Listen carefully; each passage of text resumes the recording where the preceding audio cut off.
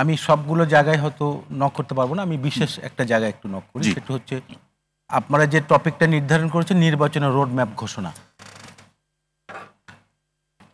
দেখুন, ছোট করে যদি আমি উত্তর দিই তাহলে বিষয়টা এরকম দাঁড়ায় যে বাংলাদেশ 1971 এর পর, স্বাধীনতার পর এই লম্বা একটা সময়, যে সময়টি বাংলাদেশে আসলে কোনো নির্বাচন হয় নাই এবং জনগণ দীর্ঘদিন ভোট দিতে পারে নাই।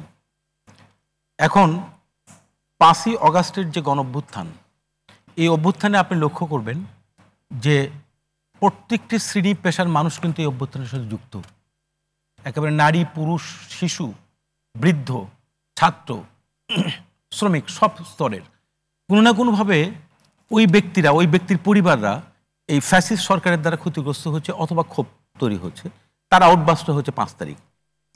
এই ফ্যাসিস্টটা তৈরি হলে কোনো ফ্যাসিস্ট তৈরি হওয়ার নেপথ্যের কারণ হচ্ছে নির্বাচনে জনগণকে অংশগ্রহণ করতে না দেয়া।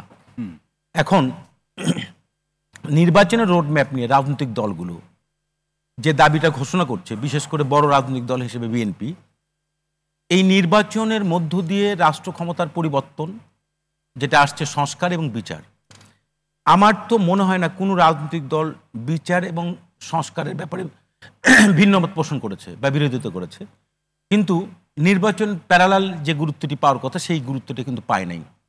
যখন এখানে আলোচনা আসছে যে ডিসেম্বরে ইলেকশন হবে না জুনে ইলেকশন হবে, আপনি আমাকে একটু বলেন যে আমি নিজে একজন নাগরিক হিসেবে, এই ফ্যাসিস্ট আন্দোলনের একজন অংশী হিসেবে আমার নিজের একটা প্রত্যাশা, সেটি হচ্ছে এরকম, যেহেতু আপনি নিজে বিশ্ববিদ্যালয়ের শিক্ষক, আপনি জানেন এই আন্দোলনের সাথে কিন্তু বিশ্ববিদ্যালয়ের শিক্ষকদের একটা সরাসরি অংশগ্রহণ ছিল এবং আমাদের আন্দোলন চলতো, শিক্ষার্থীদের আন্দোলন চলছিল এবং আমাদের আন্দোলনের কারণে এই শেখ হাসিনা কিন্তু বলে শিক্ষকরা আন্দোলন করে ক্লান্ত হোক, তারপরে আমি দেখব, এই ক্ষোভটা কিন্তু আমাদের মধ্যে ছিল। আমরা যদি সচলভাবে শ্রেণীর কক্ষে থাকতাম, শিক্ষার্থীরা কিন্তু যেভাবে মাঠে শ্রেণী কার্যক্রমে ব্যস্ত হতে পারত না, রাইট। তার মানে আমাদের একটা অংশগ্রহণ এখানে ছিল। এখন আমরা নির্বাচন, রাজনৈতিক দল নির্বাচন চাবে, এটি খুব স্বাভাবিক একটি প্রক্রিয়া, নির্বাচনই চাবে। কোনো রাজনৈতিক দল তো বলে নাই যে আমি নির্বাচন ছাড়া আপনি সরেন আমি ওখানে যাবো, বিষয়টা তা তো নয়। তার মানে জনগণের ম্যান্ডেট নিয়ে উনি যেতে চান। এখন সেখানে ডিসেম্বর কি জুন একটা কথা আসছে না, ডিসেম্বর বা জুন, কেন আপনি ডিসেম্বর জুন এই দুই জায়গায় কেন যাচ্ছেন?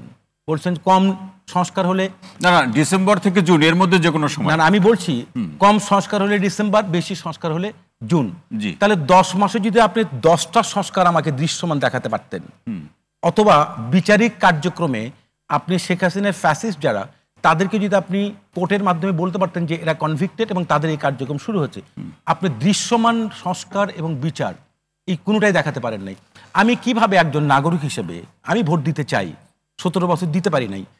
আপনি প্রায় 3 কোটি নতুন ভোটার, ইয়াং ভোটার যারা এই প্রথমবার ভোট দিবে এবং তাদের ভোটাধিকার আপনাকে এনশিওর করতে হবে এবং সেটিটা আপনাকে প্রায়োরিটি বেসিসে দিতে হবে। আপনি 3টে কাজই করেন।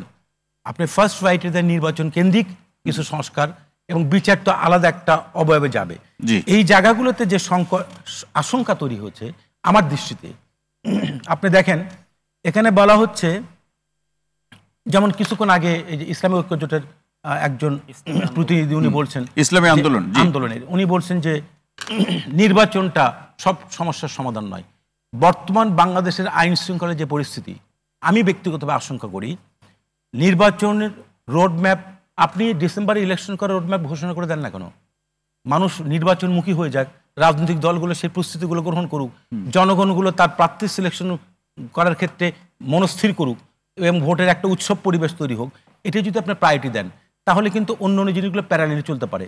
কিন্তু আপনি বলছেন যে ডিসেম্বর জুন, এখানে আশঙ্কা যেটি তৈরি হচ্ছে, অনেক ব্যক্তি আপনি দেখবেন এই যে নতুন একটা রাজনৈতিক দল, যে দলটি বলছেন যে প্রয়োজনে প্রফেসর ইউনূস সাহেব 5 বছর থাকবেন, এবং না এনসিপি, এবং যেটা উনিও বললেন, আরও অনেক লোক বলছেন যে উনি তো ওয়ার্ল্ড ওয়াইড উনি হচ্ছে আনবিটেন। বিষয়টা এরকম, আমি মানলাম প্রফেসর ইউনূস স্যার উনি আনবিটেন, আমি মানলাম, ওটা একটা ভিন্ন আলোচনা। কিন্তু যখন আপনি প্রধান উপদেষ্টা হিসেবে শপথ গ্রহণ করেছেন, অন্তর্বর্তীকালীন সরকার, অন্তর্বর্তী মানে কি, একটা শুরু আর একটা শেষ, এর মাঝখানে তো তার মানে ছিল শেখ হাসিনা, আপনি নির্বাচন হবে, একটা নতুন রাজনৈতিক যারা আসবেন তাদের হাতে দায়িত্ব হস্তান্তর, এই তো অন্তর্বর্তী। এই অন্তর্বর্তী মানে তো আপনি এন্ডলেস না, কোশ্চিন না, আমাকে এটা শেষ করতে দেন। সেখানে কি আসছে, আপনি বলছেন যে আজকে কিছুদিন আগে যে পদত্যাগের প্রসঙ্গটি আসছে, আমি এটাকে একটু টাচ করতে চাচ্ছি। পদত্যাগ করতে চেয়েছেন এবং রাজনৈতিক দলকে ডেকেছেন, তাহলে রাজনৈতিক দল জনগণকে যারা প্রতিনিধিত্ব করে, রাজনৈতিক দল যেটা জনগণের ভ্যানগার্ড, তারা চাচ্ছেন নির্বাচন। আর আপনি বলছেন নির্বাচন জুন। আমি মনে করি যদি জুনের এই ডিসেম্বরের ভিতরে নির্বাচনের রোড ম্যাপটি ঘোষিত না হয়, আমার আশঙ্কা আইন শৃঙ্খলা পরিস্থিতি আরও চরম অবনতি ঘটবে এবং বাংলাদেশ একটা অস্থিতিশীল জায়গায় যাবে। এবং সেখানে যে কথাগুলো আসছে বিভিন্ন অজুহাত দিয়ে, সেটি হচ্ছে আপনার প্রফেশনাল রিপ্রেজেন্টেশন যাবেন, নাকি আপনি নির্বাচনটি কি বলা যায় আপনার জুনে নিয়ে যাবেন, এই জিনিসগুলো কিন্তু রাজনৈতিক দলের ভেতরে একটা আশঙ্কা তৈরি করছে, জনগণের ভেতরে করছে।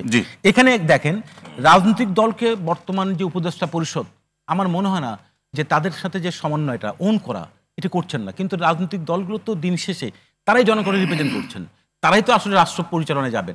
এখন সেক্ষেত্রে আপনি বলতে পারেন যে এই সংস্কারের এই জায়গাগুলোতে, মৌলিক যে জায়গাগুলোতে, যাতে প্রতি বছর নিয়মতান্ত্রিক নির্বাচন হয়, ফ্যাসিস্ট তৈরি করার সৃষ্টি সেই প্রক্রিয়াগুলোকে স্বচ্ছ করা এবং সেই প্রক্রিয়াগুলোকে এটি আমার কাছে মস্করা মনে হয়, মস্করা।